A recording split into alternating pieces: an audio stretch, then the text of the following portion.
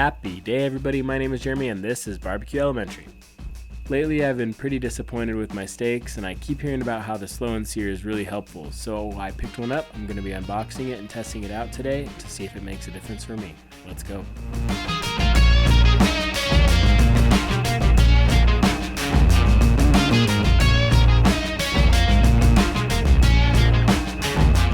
Like I said, I've not really been able to make a great steak, especially if I was doing multiple temperatures on my current setup or really on any of my grills, and I know that there's a learning curve. And almost any time that I'm looking around for tips or tricks, I'm seeing this slow and sear.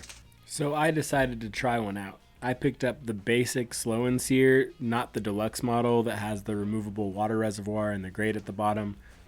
The idea behind the slow and sear, if you're not already familiar, is to create two-zone cooking on any really kettle type grill. It pushes all the charcoal to one side for hot and fast cooking, and it turns the other side of your grill into a cool zone for indirect cooking. Along with helping me organize my grill, I think this will really help me optimize the reverse sear method and greatly improve my steaks. And in case you didn't already notice, SCO buffs. One of the reasons I was gone so long from YouTube was that my family had transitioned homes over the last few years and the space isn't at all organized the way I'd like it. But I hope you'll notice over the next few months that the barbecue shack is becoming a barbecue home. Having said that, I'm the kind of person that finds it hard to work unless my environment is clean and tidy, and so you might see here that I'll spend some extra time resetting and cleaning my grills, especially when I'm introducing upgrades or new equipment. And if you're like me, you'll know that grabbing some grill safe cleaner and going to town is one of the best feelings in the world, especially when you're cleaning out really any charcoal grill.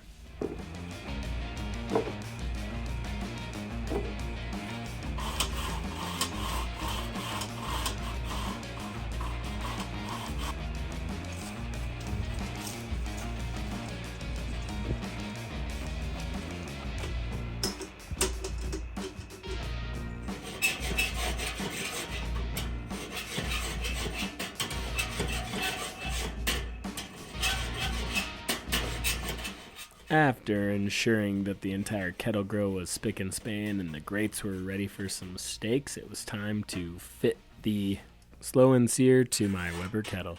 It's very simple, just have to make sure that the bottom grate is in. It slides right under the little tabs that hold up the top grate, and the grate just slides right over the top. One thing I will say that is just a little bit annoying is that the opening for the grate that comes with the Weber kettle is so small compared to the slow and sear, and that you have to get kind of an aftermarket grate that slow and sear has to fully remedy that minor inconvenience. From what I do know though is if you get the Easy Spin cooking grate that has the larger openings, it is actually a really high quality, it's stainless steel, and it wouldn't just be an upgrade just to reach your charcoal, it would be an upgrade for your entire grill. Now that the grill is prepared and the slow and sear is installed, let's start to prepare the steaks. I snagged some pretty basic bone out ribeye steaks, something pretty delicious but not really crazy enough to break the bank while I'm testing out the slow and sear. And again, to kind of let the slow and sear take center stage here, I didn't do much to it, patted the steaks dry, and grabbed some freshly ground black pepper using the one and only Matheson Cookware pepper grinder, and kosher salt from the salt cellar that comes with the grinder. This isn't an ad or anything, but this is definitely the highest quality and the coolest looking set I've ever seen or used. After the salt and pepper just goes a little bit of garlic powder. Nothing too crazy.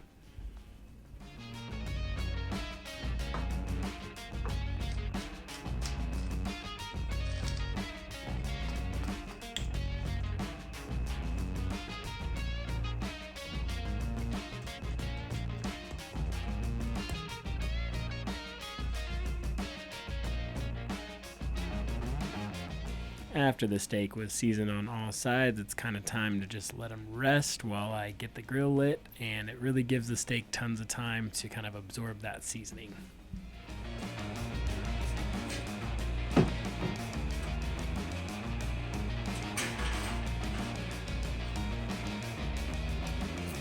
Without doing any crazy build out, I'm wondering if anybody has some charcoal storage solutions. I'm having problems with squirrels ripping the paper off of my bags to make nests.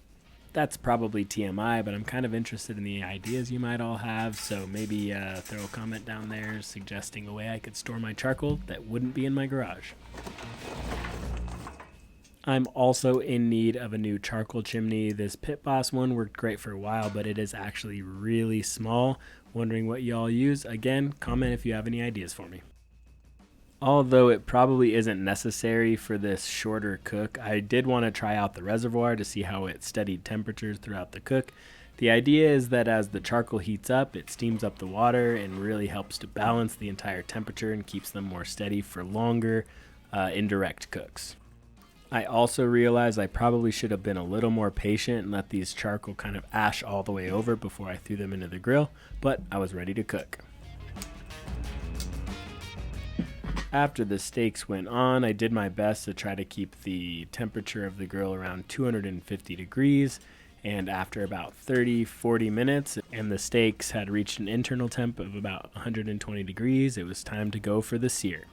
Looking ahead into the future, I realized I probably should have started to sear them around 110-ish degrees. That way I could have seared them a little bit longer while still maintaining a good internal temperature, something I'll definitely try next time. I pulled the first steak off at about 130-135 degrees. Didn't get the exact sear I wanted, but definitely one of the best results I've ever had. While the second one I took up to about 150 degrees for my wife, and I think that one probably had a better sear because I was able to keep it over the coals a little bit longer, something I wish I could have been able to do with the first steak. But they were done and it was time to dig in.